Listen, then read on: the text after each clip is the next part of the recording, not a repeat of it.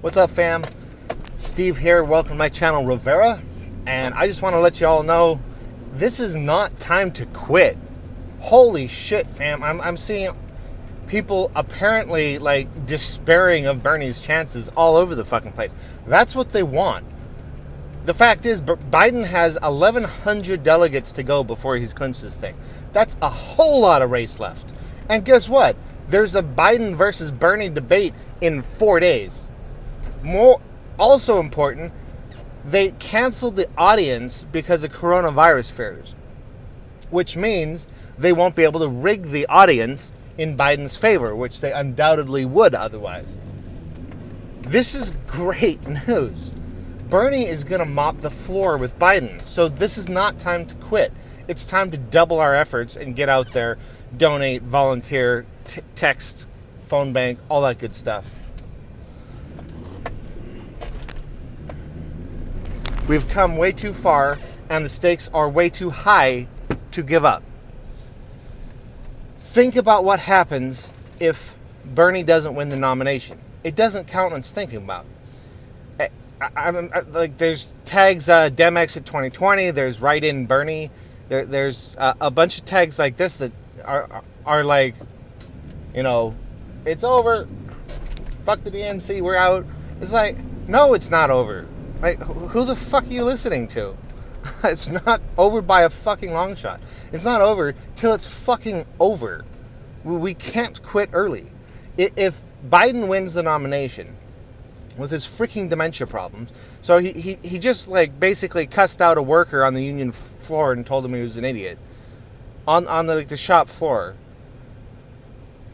and working class people all over the place are pissed at him. This is the time when the front runner is supposed to be uniting the field and making concessions to Sanders supporters and being like, you know, some policy concessions. Well, I'm not going to do like full on Medicare for all, but, you know, maybe I can do a little bit of college debt forgiveness or something. Instead, he's on Lawrence O'Donnell saying that if Bernie in the Senate somehow manages by a miracle to pass Medicare for all, he would veto it. He's going to lose. Now, I'd probably vote for Biden over Trump. Doesn't matter. He's gonna fucking lose. His brain is melting. He doesn't know how to unite people. He tells people to go vote for the other guy all the fucking time. He's sundowning and slurring his words the later it gets, and snapping in aggression. The campaign has been hiding him. You go to Bernie Sanders' channels on social media, and you'll see him live like many hours of every freaking day. Do you see Biden anywhere? No, they fucking hide him because they know how bad he does, and every time he's in front of cameras, he fucks up. That's not going to win a general election, people. Trump is going to relentlessly mock him. And it's time that Democrats point out his massive weaknesses as well. Now, the coronavirus is actually incredibly helps chances against Trump if you're looking for universal health care, because that's clearly a better answer to the coronavirus. People need to be able to go get tested, and they also need paid time off, and they need all these leftist ideas to fucking stop the pandemic. And not only that, but the economy is crashing, and that helps chances against Trump too, because he can't run on a strong economy when he's, you know, playing a good part of the role in crashing it by bungling the handling of the coronavirus. So I don't think Biden can capitalize on that, though. Even with the advantages, I think he's going to fucking lose, and by a goddamn landslide. Bernie can capitalize on it because he's been running on universal health care forever. He can capitalize on it because he's been looking for protections for workers because of the last recession. He can talk about how we use taxpayer money to bail out the big banks, and they just made things worse instead of better. Bernie can capitalize on the advantages Biden can't. So it's not that I'm concerned with Biden or his record. They're shit. But it's more an issue that a vote for Biden is a vote for Trump. If Biden wins the nomination, we have another 4 years of Trump. So I'm not even concerned about what Biden would do in office, because he will never be in office. Please, get serious. I'm concerned about what Trump does with another 4 years in office. And Trump has been rigging the system with the GOP his whole 4 years. He's asking foreign governments to interfere. They're refusing to beef up election security. They want it to be rigged. They've passed like 70 laws limiting voter turnout and suppressing the vote and like purging voter rolls all over the place. Another 4 years of, like, there's all over the place. They're switching to voting machines. He's trying to pass more. Like, the media has actually gotten more and more compliant under Trump, it seems to me, because they realize that no matter how bad he is, with a for-profit corporate model, they need access. They're not going to be the resistance we need, and things are just going to keep getting worse under Trump. He's only going to be emboldened, and so is the GOP.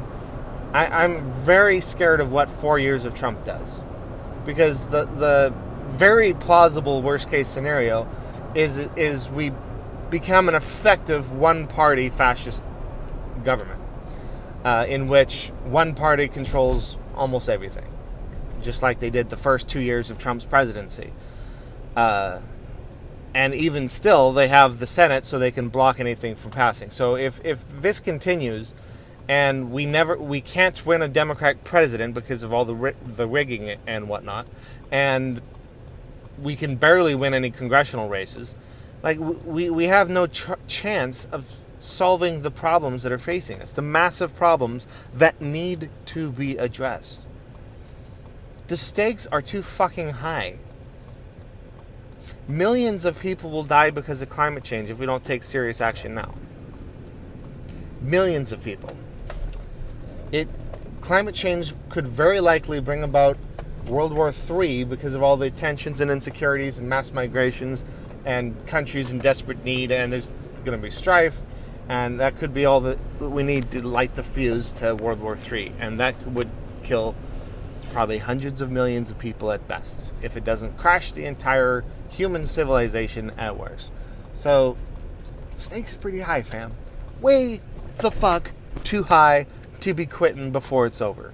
So, if and when Biden hits 1991 delegates, then you'll hear me talking about alternatives and plans, because the world keeps on spinning and we got to keep doing the best we can. Until then, let's keep fighting to get Bernie over 1991 first, because it's still possible.